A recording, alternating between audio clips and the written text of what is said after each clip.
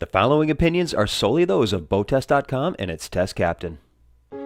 Hi, Captain Steve for BoatTest.com, and today I'm going to do a full test and performance evaluation on the Aquila 44. This is an ocean-going catamaran made for going distances. Let's start by taking a look right here at the first operational station, the helm. As we make our way up to the flying bridge, right alongside the companionway, here are our switches for the 12-volt functions up on the flying bridge. And take a look at this helm. Center-mounted, compass right in line with the steering station, 12-inch display right in front and center. Volvo Penta's EVC display over on the right-hand side giving us selectable information, and over on the left-hand side, Raymarine depth gauge and autopilot. Down below, we've got the remote control for the spotlight, fire extinguisher system, the digital throttle with its host of features, joystick for the bow thruster, and the digital ignitions. Just below, VHF radio. The wrapped steering wheel is mounted to a tilt base. There's a stereo over on the left-hand side, storage just underneath the wheel, and a beverage holder over to the side.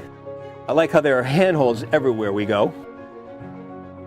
Visibility-wise, it's of course great because it's a center console. However, backing into a slip, we can look down the companionway and we've got a clear view of the stern on the starboard side. For the port-hand side, we'll rely on a glance down at the screen where we have a view from the camera mounted just above the transom. Just inside the cabin is a bit of a nav station with open counter space, VHF. Notice we've got an outline of the boat that tells us when any of the pumps come on, or our nav lights. Just around the side, we have a couple of control panels. First one gives us our main breakers and then our batteries for the house, generator, and the 2 engine start batteries, our generator controls and the inverter controls, plus we've got all of our gauges for the main tankage. Directly across is our main switch panel with our digital amp gauges on top, switching our 120 volt panel, 240 volt panel, and then 12 volt underneath. And notice how we can sit comfortably while we analyze the switches on both panels. Now, here's something interesting about the electrical system on the 44. You really only need the generator to power the air conditioning and the hot water heater in the range. And we can even narrow that down a little bit more. The hot water can be heated from the engines, and everything else can be powered from the inverter. Take a look underneath the salon deck. Here's a hatch that lifts.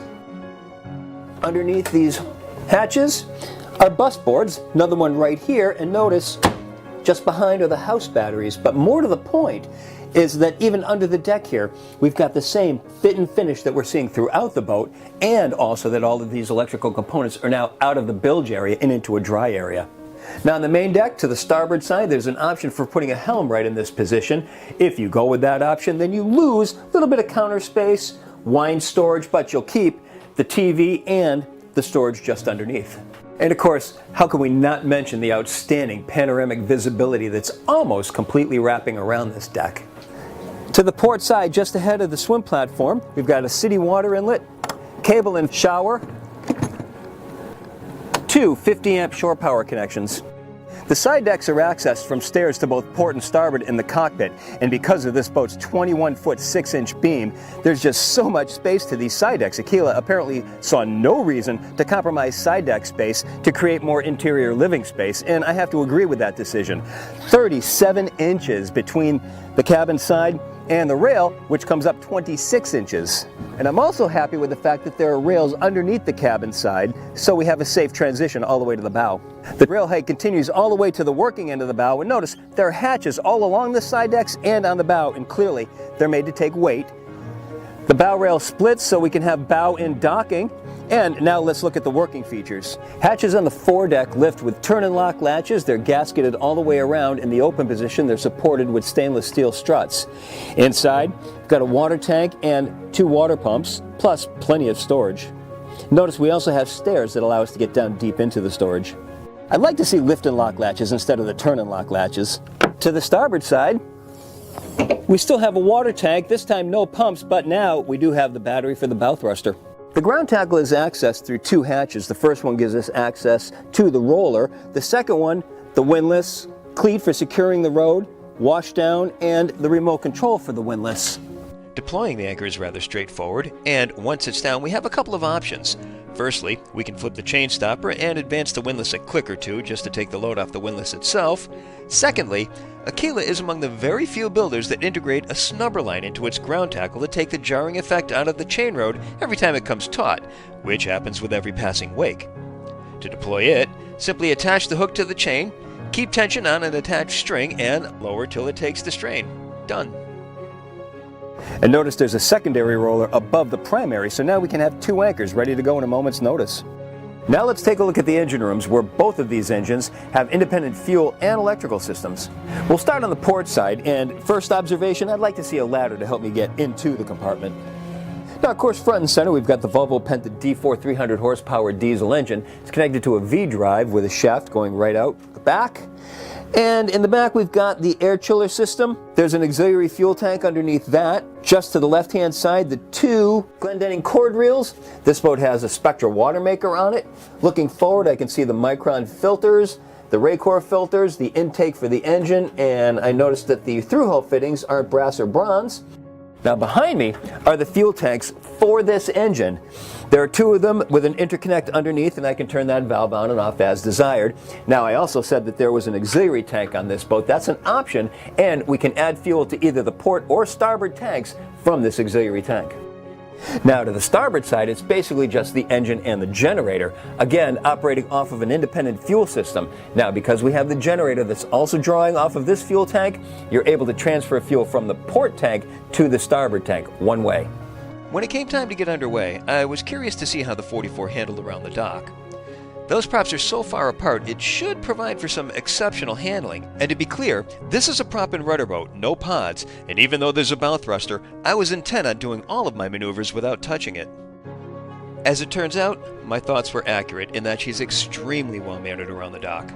Just a pulse into gear with a single engine gets that side moving, making it easy to pull away from any dock at any angle. With no room in front or behind us, I was able to angle and bring the 44 out, show superb directional control while backing, and then rotate her with just the twin screws, again while never touching the bow thruster. Once underway, I was then able to get a good feel for how responsive she is with those props and rudders, and again, no surprise that she bends around tight turns with ease that will add confidence to any operator, especially those moving up from smaller boats. She's got all hydraulic steering, so it's a firm touch, plus there'll be no heavy cranking around the race pylons. She's got a 6-turn throw from lock to lock, so no matter how aggressive the captain, the 44 will remain comfortable. The Aquila 44 has a length overall of 44 feet 11 inches, a beam of 21 feet 6 inches, and a draft of 3 feet 10 inches with the sacrificial skegs. Without them, the draft drops down to 3 feet 3 inches. With an empty weight of 35,053 pounds, 60% fuel and 3 people on board, we estimated our test weight at 37,422 pounds. With the twin 300 horsepower Volvo Penta D4 V-drive diesels turning at 3550 RPM, we reached our top speed of 24.5 miles per hour. Best cruise was measured at 3,000 RPM. It was at that speed that the 20-gallon per hour fuel burn translated into 1 mile per gallon and a range of 258 miles. All while still holding back a 10% reserve of the boat's 290-gallon total fuel capacity. We reached planing speed in 8.9 seconds and accelerated to 20 miles per hour in 17.8 seconds. Now, those are impressive numbers, and a lot of that has to do with the catamaran's narrow hull design and entry, but Aquila also incorporates the bulbous bow design, well known to improve performance.